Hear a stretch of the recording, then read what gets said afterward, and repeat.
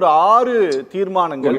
அதுல ஜஸ்டிஸ் புகழேந்தி வந்து ரொம்ப தெளிவாக அவருடைய உத்தரவில் அவர் குறிப்பிட்டிருந்தார்.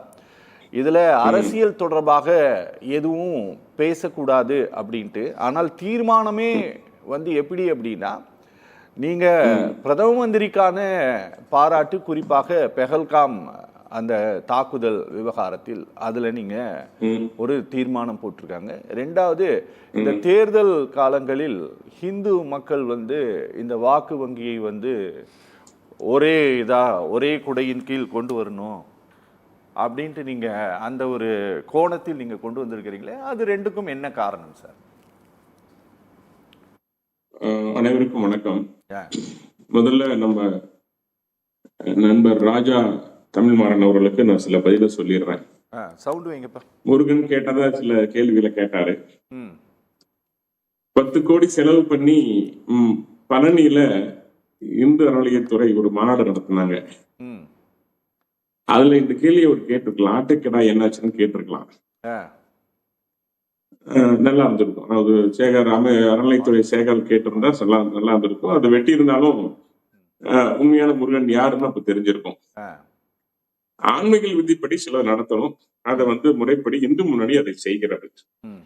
ரெண்டாவது, முருகன் இன்னும் கேட்கிறாரு, ஏன்டா முருகனுக்கு வந்து மாநாடு போடுறாங்க அப்படின்னா, முருகன் கேட்கிறாரு. ஏன் கேட்கிறாரு? என்ன கேட்கிறாரு?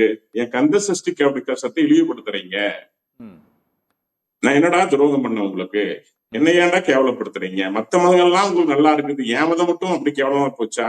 நான் என்னுடைய வழிபாடு மட்டும் தப்பா போச்சா? சைவம் வைணவம் குறித்து கேவலப்படுத்துறீங்க. ஒரு அமைச்சரே பேசுறாரு, ரொம்ப கேவலமா பேசுறாரு, அதையும் நான் பார்த்துட்டு தான் இருக்கேன். ஏன் இந்த நாட்டினுடைய முதலமைச்சரே வந்து இந்து மதங்கள் இந்துடைய அந்த மந்திரங்களை கேட்கறதுக்கு காது கூசுன்னு சொல்றாரு, இப்படி எல்லாம் ஒரு முதலமைச்சர் ஒரு மதம் குறித்து பேசலாமா அப்படின்னு முருகர் கேட்கிறார். ஏன்னா இது முருகருக்கு கேட்கறதுக்கு என்னோட மலை, எனக்கு சொந்தமான மலைன்னு பிரிட்டிஷ் அரசாங்கமே தீர்ப்பு கொடுத்த பின்பு அந்த மலையில யாரடா சொந்தம் கொண்டாடுறதுங்கிறதையும் அவர் கேட்கிறார். இன்னும் நிறைய கேட்கலாம். அவங்க போட்ட தீர்மானங்கள், ஒரு இந்து அறநிலைத்துறை ஒரு மதம் குறித்து எப்படி மாநாடு நடத்தலாம் அப்படிங்கிறதையும் கேட்கலாம். அதுல அவங்க போட்ட தீர்மானம், நீங்க அந்த பழனியில் அவங்க போட்ட தீர்மானம், கந்த புராணத்தை படிக்க வைக்க போறோம், இந்து அறநிலைத்துறை சார்பு நடத்துற மாணவ மாணவிகள் கந்த புராணம் பாடுவார்கள் அப்படின்னு சொன்னாங்க. அப்புறம் மொபைல் ஆப் உருவாக்கி அதுல வந்து முருகன் கோயில் பத்தி எல்லாம் சொல்லுவோம் அப்படிங்கறதையெல்லாம் நிறைய பெரிய சொன்னாங்க. அப்புறம் பழனி மலையில வந்து சித்த மருத்துவ கல்வி ஆரம்பிப்பெல்லாம் சொல்லி பொய் வாக்குறுதி கொடுத்தா இன்னைக்கு வரைக்கும் ஒரு செங்கலை கூட அதை காணாம்.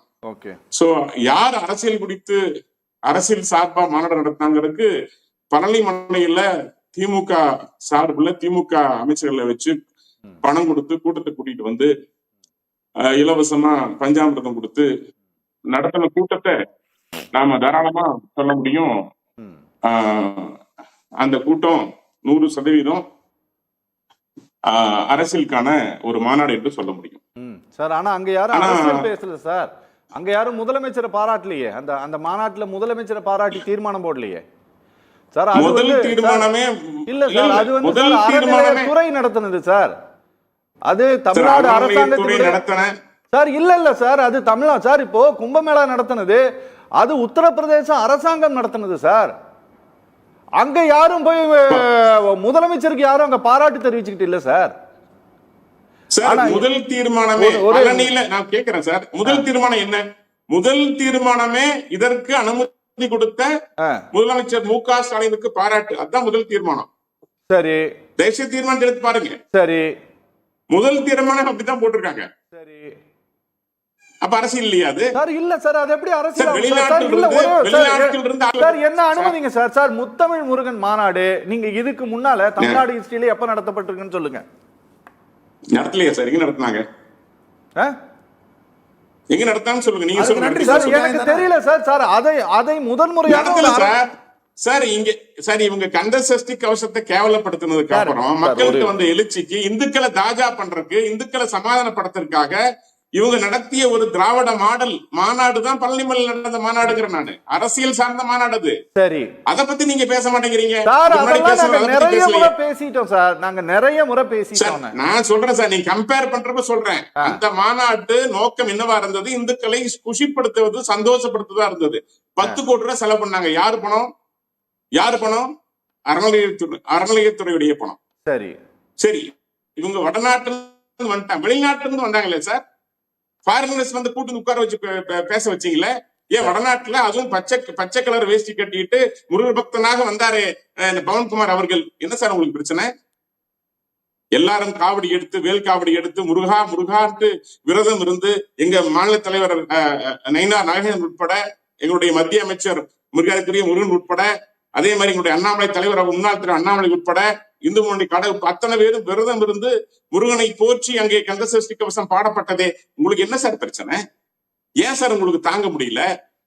இதுவரைக்கும் தட்டி கேட்க ஆள் இல்ல. நீங்க ராமரை செருப்புல அடிச்சீங்கல்ல, இல்ல சார், ராமரை செருப்புல அடிச்சீங்கல்ல, அப்ப தட்டி கேட்க ஆள் இல்ல.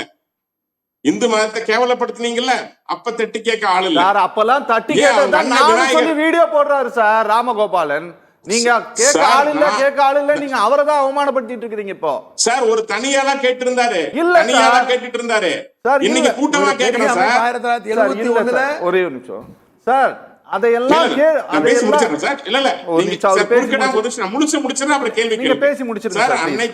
அன்னைக்கு கூட்டங்கள் கூட்டப்பட்டது வேற, இன்னைக்கு கூடிய கூட்டம் கடல் அலையாங்கிற மாதிரி டெய்லி 2 லட்சம் பேர் வந்தாங்க. அந்த வெளியே இருக்கிற ஆறுபடை முருகனை தரிசித்து வந்த கூட்டம் மட்டும் நான் முதல் நாளே போயிருந்தேன். கூட்டம் கட்டுக்கடங்கவில்லை. இன்னைக்கு அன்னைக்கு நேத்து வந்து உள்ள இருந்த கூட்டத்தை விட வெளியிருந்த கூட்டம் 5 மடங்கு அதிகம். எது சொல்ல வரேன் அப்படின்னா, நீங்க என்ன நோக்கத்துல ஒரு வாக்கு வங்கி அரசியலுக்காக, உங்களுடைய சிலரை தாஜா செய்வதற்காக, சிலரை சந்தோஷப்படுத்துவதற்காக ஒரு மதத்தை நீங்கள் இழிவுபடுத்துகிறீர்கள். அது குறிப்பா நீங்க முருகன் மேல கை வைக்கிறீங்க, ராமர் மேல கை வைக்கிறீங்க, அவங்க முருகரோட அண்ணன் விநாயகரை ரோட்ல போட்டு உடைக்கிறீங்க. இதையெல்லாம் பார்த்துட்டு முருகனால பொறுக்க முடியாம தான், இதுக்கு மேல பொறுக்க முடியாதுன்னு சொல்லித்தான் இந்து முன்னணி போன்ற அமைப்புகள் மூலமாக அறுபடை வீடும் வந்து அங்கே மதுரையில் அமர்ந்திருக்கிறது. ஓகே சார், ஓகே, இதுதான் முருகன் வந்தது காரணம். Okay sir, okay okay sir. அப்ப அந்த தீர்மானங்கள் நிறைவேற்றப்பட்டதுக்கு சார் சொல்றேன் சார். தீர்மானங்கள் வந்து நீங்க முதல் தீர்மானம் மலையில, திருவண்ணாமலையில அந்த திருப்பரங்குன்றத்துல கார்த்திகை தீபம், அந்த தீபம் ஏற்றப்பட வேண்டும் அப்படிங்கிறது. அது 40 வருஷ கோரிக்கை சார். அது சரி, ஓகே. ஏன் ஏற்றக்கூடாது சார்? சரி, அது 40 வருஷ அந்த கோரிக்கை தீர்மானம் போச்சு. ஓகே ஓகே ஓகே, சரியா சார்? ஒண்ணு. 2வது, பெஹல்காம்ல நீங்க கேட்டீங்க எப்படி போலாம் சார். பெஹல்காம்ல இப்ப என்ன கேட்டாங்க?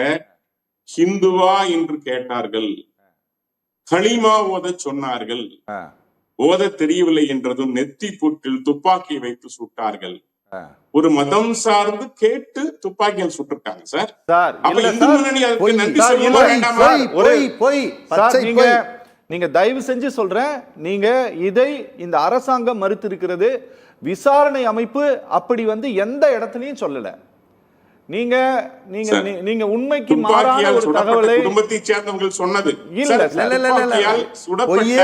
இறந்தவர்கள் களிமா சொல்லி சொன்னார்கள் சார்.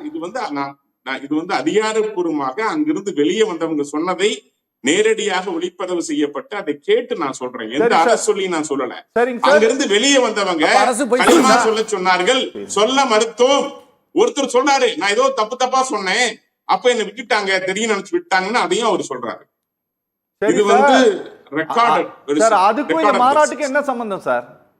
சார் அவருக்கு தேங்க்ஸ் சொல்லல சார். ஒரு இந்துக்கள் சுடப்பட்ட பின்பு உடனடியாக ஆபரேஷன் சிந்தூர் மூலமாக 13-14 இடங்கள்ல தீவிரவாதிகளுக்கு சரியான பதிலடி கொடுத்து தாக்குதல் நடத்தி அந்த பெண்களின் குங்குமத்தினுடைய அந்த குங்குமத்திற்கான அளித்ததற்கான சரியான பதிலடியை கொடுத்து அந்த பெண்களுக்கு ஒரு ஆறுதல் தெரிவித்த பாரத பிரதமருக்கு இந்து முன்னணி நன்றியை தெரிவிக்கிறது. இல்லைன்னா சார் தப்பு இருக்கு உங்களுக்கு? சார், இறந்தவர்கள் பெரும்பாலானவர்கள் முஸ்லிம்கள் சார், கொல்லப்பட்டவர்கள் பெரும்பாலானவர்கள் முஸ்லிம்கள் சார். சார் என்ன பேசுறீங்க? இல்ல என்ன பேசுறீங்க? இல்ல சார், கொல்லப்பட்டவர்கள்ல 25 பேர் இந்துக்கள், அவர்கள் வட இந்தியாவை சார்ந்தவர்கள் என்று ஏற்கனவே பட்டியல் போட்டிருக்கிறது. இது அதுல ஒரே ஒரு குதிரையை அந்த வீரன் இஸ்லாமியரா இருந்தாலும் கூட அவர் அதை காப்பாற்ற நினைக்கிறார். அவர்களையும் தீவிரவாதிகள் சுட்டுக் கொள்கின்றார்கள். இது அந்த குதிரை வீரனுக்கு உரிய மரியாதையை அரசும் செய்திருக்கிறது. நாங்க இந்து முஸ்லீம் பத்தியே பேசவில்லை சார். நான் என்ன கேட்கிறேன்னா, நாங்கெல்லாம் ஒற்றுமையா இருக்கிறோம். குஜராத்ல இன்னைக்கு போனீங்கன்னா இந்துக்களும் முஸ்லீம்களும் அண்ணன் தம்பி மாதிரி ஒற்றுமையா இருக்கிறாங்க. நீங்க பிரிச்சு வைக்கிறீங்க. திராவிட முன்னேற்ற கழகம், காங்கிரஸ் போன்ற கட்சிகள் இதன் மாதிரி பேசி பேசி பிரிவினை உண்டாக்குறீங்க. யாரு திருப்பரங்குன்றத்துல போய் மேல அசைவம் சாப்பிட சென்றது யார்? அதை தூண்டி விட்டது யார்? அந்த பிரச்சனையை பெருசாக்கியது யார்? இந்துக்கள் குறித்து கேவலமாக பேசுவது யார்? சைவம் வைணவம் குறித்து கேவலமாக பேசுவது யார்? கந்தசஷ்டி குறித்து கேவலமாக பேசுவது யார்? எல்லாம் எடுத்து பாருங்களேன். சரி, எந்த மாநிலத்திலும் இல்லது, இங்கதான் நடக்குது. ஏன்னா இங்க பிரிவினைவாத அரசியல், இந்துக்களும் முஸ்லிம்களும் ஒன்றாடக்கூடாதுங்கிறதுல தெளிவா இருக்கிறது இங்க இருக்கிற திராவிட கழக அரசு. அதனாலதான் இந்த பிரச்சனை மிக முக்கிய காரணமாக இங்க நாங்க கையில ஐயோ எங்களுடைய மதத்திற்கு ஆபத்து வந்து விட்டது, எங்களுடைய சனாதனத்திற்கு ஆபத்து வந்து விட்டது, எங்களுடைய கலாச்சாரத்துக்கு ஆபத்து வந்து விட்டது, எங்களுடைய பண்பாட்டுக்கு ஆபத்து வந்து விட்டது, நாங்கள் வணங்குகின்ற முருகனுக்கு ஆபத்து வந்து விட்டது. இங்க பாருங்களேன் சார், குன்றம் காப்புங்கிற முழக்கத்தோடு இந்த மாநாடு நடத்தப்பட்டிருக்கு. நீங்க தயவு செஞ்சு நான் கேட்கிறேன், உங்களுக்கு நான் நேரத்தை கூடுதலாக கொடுக்க விரும்புறேன். ஏன்னா இது நீங்க கொஞ்சம் பேசணும் நிறைய இன்னைக்கு. அதனால நீங்க குன்றம் காப்புங்கிற முழக்கத்தோடு இந்த மாநாடை தொடங்கினீங்க. நீங்க திருப்பரங்குன்றம் இல்ல சார் 40 ஆண்டு கால கோரிக்கை. அதனால அங்க தீபத்தை ஏற்றணுங்கிறதெல்லாம் உங்களுடைய கோரிக்கைங்க. இங்க பிரிவினைவாதத்தை இந்த தமிழ்நாடு அரசாங்கம், குறிப்பா கவர்மெண்ட ரூல் பண்ற திமுக செய்கிறது, முருகனை இழிவுபடுத்துகிறதுன்னு சொல்றீங்க. ஆனா நீங்க அதுல பிரதமருக்கு நீங்க நன்றி சொல்லி தீர்மானம் நிறைவேற்றியதற்கு நீங்க காரணமா என்ன சொல்றீங்கன்னா, ஜம்மு காஷ்மீர்ல ஒருத்தன் நீ இந்துவான்னு கேட்டுட்டு சுட்டான்னு சொல்றீங்க. நீங்க அதுக்கும் இதுக்கு என்ன சம்பந்தம் சார்? செந்தூர் எவ்வளவு நைசா இதுக்குள்ள மதவாதத்தை கொண்டு வந்திருக்கீங்க சார். நீங்க எங்க சார் மதவாதம்? எது மதவாதம் சார்? என்ன பேசுறீங்க நீங்க? எது மதவாதம்? என்னுடைய பண்பாடு, என்னுடைய கலாச்சாரம். நான் நெற்றியில் வைக்கிற குங்குமத்தை அழித்து விட்டு அந்த குங்குமம் இருந்தா ஒருத்தன் துப்பாக்கில சுட்டுக் கொள்றான் கணவனை, அதை வேடிக்கை பார்த்துட்டு இருக்கிறது. அதுக்கு யார் சார் வேடிக்கை பார்த்தா? யார் வேடிக்கை பார்த்தா? பாதுகாப்பு கொடுக்க வேண்டிய நீங்க கொடுக்காம விட்டுட்டீங்க. அங்க இருந்த பெண்கள் பாதுகாப்பு கொடுக்க வேண்டியவங்க நீங்க எங்க போனீங்க சார்? பாதுகாப்பு கொடுக்க வேண்டிய நீங்க எங்க போனீங்க சார்? சார் வேடிக்கை யார் பார்த்தானே? ஒன்றிய அரசு பார்த்துச்சு. ஒரு நிமிஷம் இருங்க, அவர் பேசு. வேடிக்கை யார் சார் பார்த்தா?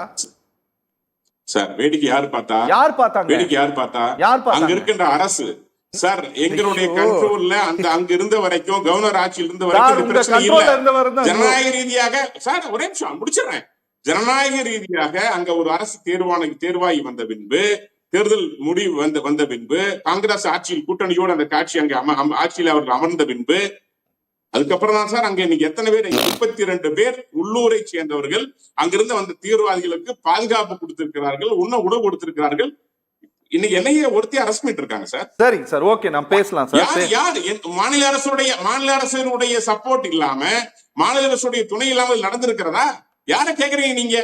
நாங்க கவர்னர் ஆட்சி நடந்தப்போ, எங்களுடைய ஆட்சியில் இருந்த வரைக்கும் நீங்க இது மாதிரி விஷயங்கள் நடந்ததா? அப்பதான் பகல்காம்ல சுற்றுலாத்தலம் திறக்கப்பட்டது கூட, முடிச்சிடுறேன், திறக்கப்பட்டது கூட அங்க இருக்கிற லோக்கல் வீடியோ முறைப்படி அவர் ராணுவத்துக்கு போலீஸ் மூலமா அறிவிக்கல. 2 நாளுக்கு முன்பு திறந்தாங்க, அறிவிக்கல. இதெல்லாம் சார், இதெல்லாம் நிறைய சொல்ல முடியும் சார். நீங்க காங்கிரஸ் ஆட்சி முடிச்சிடுறேன். காங்கிரஸ் காலத்துல 68 தாக்குதல்கள், கொடுமையான. காஷ்மீர்ல நீங்க இந்திய தேசிய கொடியை ஏற்ற முடியாது. காஷ்மீருக்கு இங்கிருந்து காங்கிரஸ் உடைய மத்திய அமைச்சர் சென்றார்கள் என்றால் கடைகள் மூடப்படும். அப்படி இருந்தது. இன்னைக்கு தேசிய கீதம் பாடப்படுகிறது காஷ்மீர்ல. 2,30,00,000 பேர் சுற்றுலா போயிட்டு வந்திருக்கிறாங்க. இன்னைக்கு தீவிரவாதத்தை எதிர்த்து காஷ்மீர் மக்கள் கடையெடுப்பு நடத்துகிறார்கள். நான் இந்தியன் என்று பெருமையோடு சொல்கிறார்கள். அதுக்கு யார் காரணம்? யார் காரணம்? பாரதிய ஜனதா கட்சியினுடைய, மத்திய அரசினுடைய அந்த செயல்பாடு காரணம்.